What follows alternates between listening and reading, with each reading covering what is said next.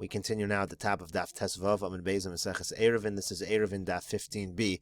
The Mishnah continues. Rabbi Meir says that if you use a living being as a golel, as a cover for a coffin, it is going to be tahor. Rashi says Rabbi Meir metar v'taimad Rabbi Meir mefarish b'Meseches Sukkah. The reason of Rabbi Meir is explained in Meseches Sukkah. Bekulhu in all these cases mishum tukasavar, because Rabbi Meir holds in general kol mechitza ha'omedes beruach chayim. Any mechitza which is held up by the spirit of life, ain't a mechitza, that's not really called a mechitza. The Kosvin Olav Gitei Nashim, and finally it says that you're allowed to write a get isha on a living creature. Rabbi Yossi Haglili Posel. Rabbi Yossi Haglili says Posel, and we'll see the reason for that.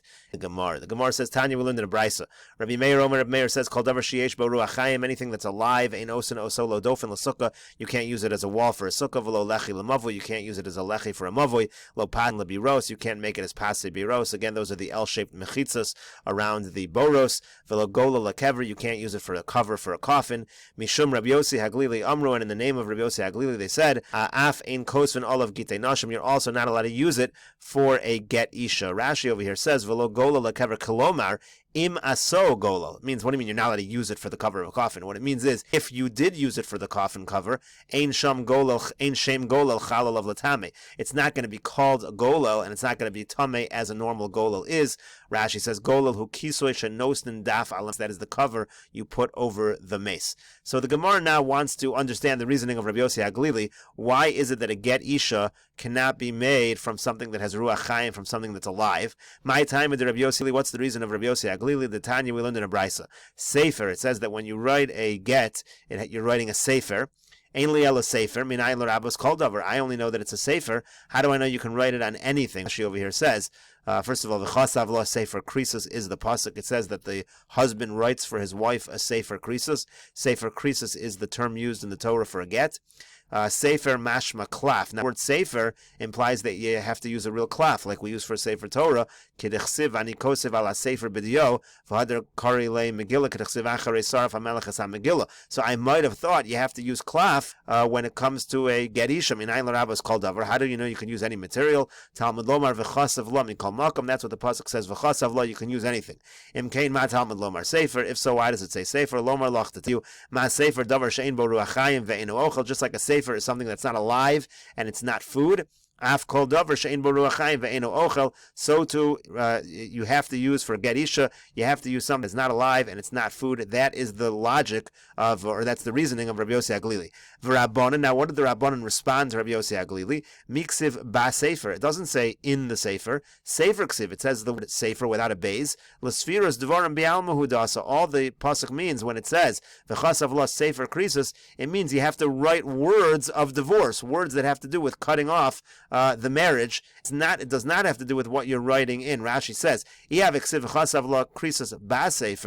would have said the word ba sefer, have a mashma megillah, then it would have been mashma, you have to write Megillah. Write it into a Megillah. Sefer, high sefer, spheros dvarim hu. The word sefer just means the words that you're writing in the get. V'hachi mashma, v'chasav la divrei krisus. The way you read the pasuk is, you write for her words of krisus. Lo kavalo makam lakosvo. The pasuk never says at all a place to write it. Umemela mashma b'chol makam sheyirtzi yechtevenu. According to the Rabbanan, right from the get-go, you can write it on anything. V'chasav la sefer krisus was never limiting. See, according to Yossi Haglili, v'chasav la sefer krisus has an initial limitation that you might have thought it has to be only klaf, and then we say, well, it's not completely limited. The term v'chasav lo expands that and says as long as it's not food, as long as it's not alive, okay. But according to the Rabbanan, the word sefer doesn't even mean the item that you're writing it in. It does not mean Megillah. What it actually means is, it just simply means the words you're writing in the get isha, and therefore there's no limitation. According to the Rabbanan, you could write it on anything. According to the Rabbanan. So the Gemara says, V'Rabbanan hai v'chasav la maidarshi be. Now, if that's the case, what do the Rabbanan do with the pasuk of v'chasav la? Because they don't need it to counteract the word sefer like Rabbi Yossi Haglili does. So the Gemara answers, Ahumi boile b'chsiva miskareshes ve'ina miskareshes bekesef. They use that to teach you that a woman can be divorced only with a document and not with money. Because I might have thought, since the pasuk compares divorce to marriage, it says v'yatza v'haisa leish acher. She's going to be divorced and she'll marry somebody else. So we compare the two. So I might have mahavoya bekesef, just like marriage can happen with money. Af Yitzia Bekesef, so too the divorce can happen with money, Kamash Malan. So the pasuk tells us with this term V'chas Avla that the only way to divorce is with a written document. Where does Rabbi Yossi HaGlili know this halacha that you cannot divorce with money? Nafkalei mi sefer krisus. He learns it out from the words sefer krisus, which teaches us sefer korsa ve'ein davar korsa.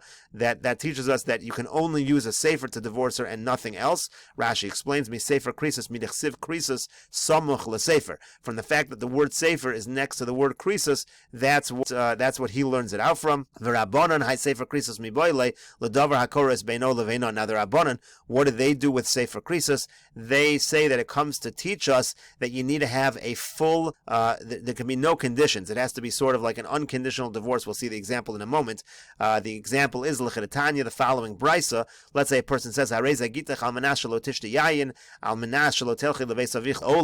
if somebody says to his wife, I'm going to divorce you, here's your get on the condition you never drink wine, or on the condition that you never go to your father's house ever. So ein zeh krisus, that is not really, that's a conditional thing that's never going to end. She'll never be able to fulfill that condition. She'll always be tied to this condition to her husband. Rashi says, liolam ein zeh krisus. If you make these conditions forever, that's not cutting off the marriage.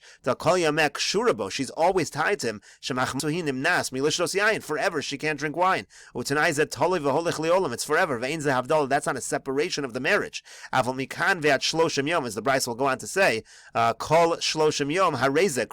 it's just a condition for 30 days. That's okay. You could put a condition on a divorce, but what the term sefer krisus teaches us is that it cannot be a condition that goes on forever. If it's just for 30 days condition, that's off. Miyad, that's an immediate divorce. Sharei divrei havdalahin, those are words of separation. L'sof shloshim yom, after 30 days they will be separated, so to speak. The condition will be gone. Umuteres miyad le'ishachar, she's actually mutter to marry immediately somebody. Of course, she has to fulfill the condition. Retroactively, things can go wrong, but she's divorced immediately, and there's just this condition that has to be fulfilled that will be determined retroactively. The Gemara then says, Yossi HaGlili nafkalei mikares krisus. Now, Rabbi Yossi HaGlili says, well, it could have just said the word kares. It didn't have to say the word krisus. So that's where the extra term or the extra letters in the word krisus teach us this halacha, that it can't be a condition that goes on forever. V'rabbanan kares krisus lo darshi. The Rabbanan say they don't make a distinction between kares and krisus, so that's not considered something you can make a drasha from. Gemara continues with the Mishnah Shayara shechansa bebikol. Let's say you have a caravan and they camp out in a valley, v'kifua clay behema, and they use the vessels of the animals in order to make walls to render the area Rishus HaYachid. Metaltlan b'socha, they're allowed to carry in that area. They've now made this area into a Rishus HaYachid. Uvelvad shi'eh geder gavo asar tvachim, as long as this wall that they have constructed is 10 tvachim high. V'lo yehu pirtzos yeseros ala binyan, and they also cannot have more gaps in this wall than there is building. There can't be more empty space than actual wall. And then the Mishnah also says, Kol pirtza shi ke'eser amos muteres, as if you have any opening that's up till 10 amos is okay. Mibnei shi kepesach, that's just considered a door.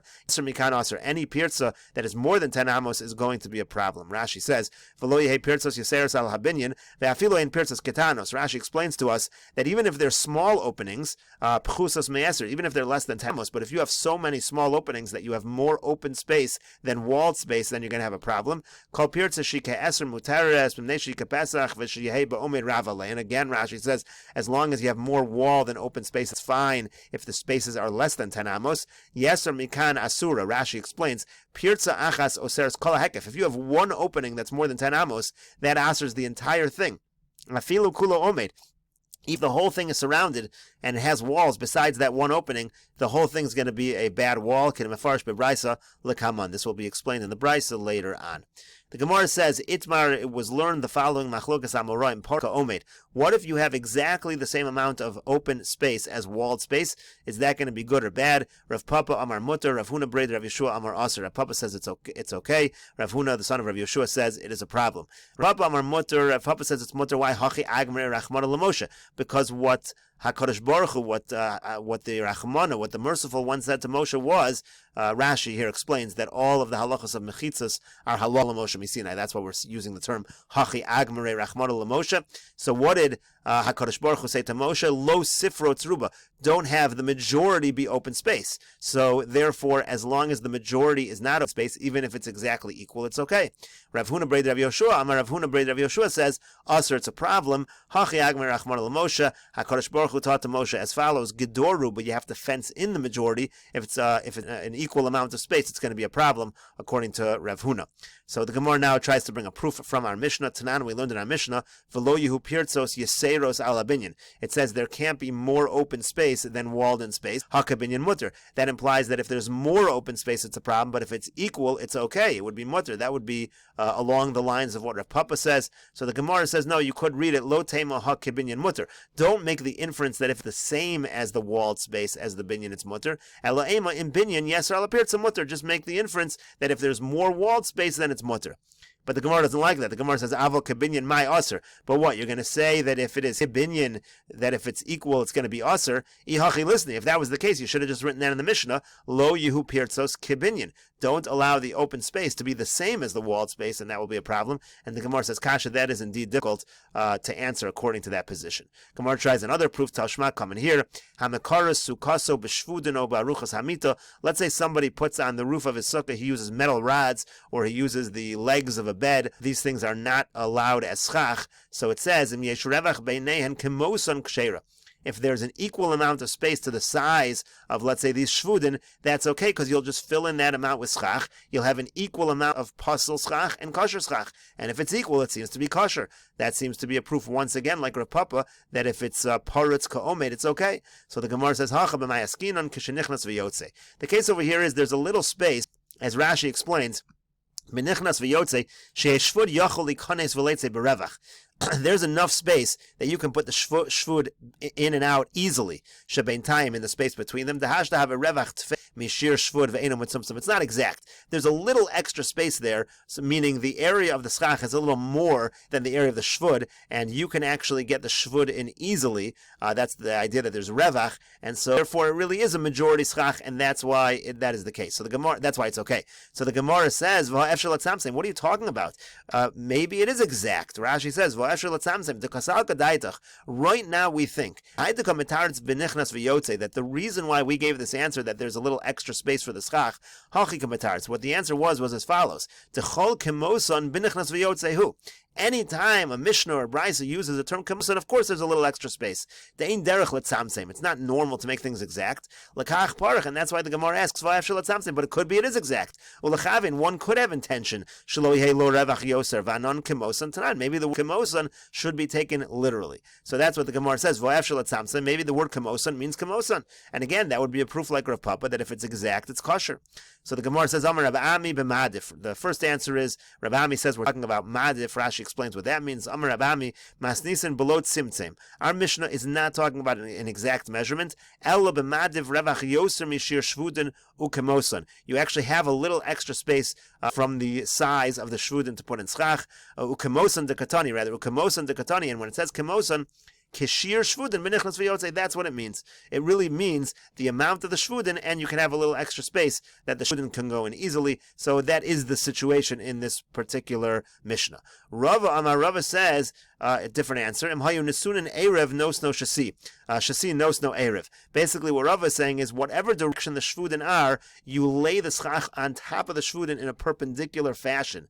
Rashi says, Imhayu shvudin nesunin shasi nosin l'schach kosher erev da'afilu lo hedif harevach. In that case, even if it's an exact amount of space, ika schach kosher tvei, you're going to have more schach kosher. How do we know that? The kavan de nos no erev, because if you're putting it the perpendicular direction, essentially what's happening, if you think about it, is the shvudim are what are holding up the schach. Now that means that they're not being held up by the walls of the sukkah anymore. Now we're actually laying the schach on the shvudim.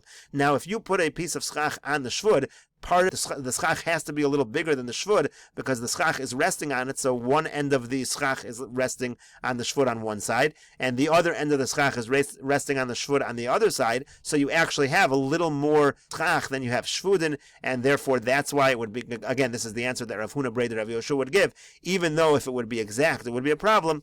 Rav Huna Breid Rav Yoshua will say that this Mishnah, it's not exact, since it's perpendicular, you have a little more schach, and you have shvudin. And the Gemara says, Tashma will try to bring another proof to this. Shayara shechansa bebika. Again, let's say you have a caravan that camps in a valley. V'kifua bigmalin be'uchvos, and you surround it with camels, with saddles, and the Brisa will go on to say other materials, and we'll continue this session in the next video on Daf Tezayin Amud Aleph.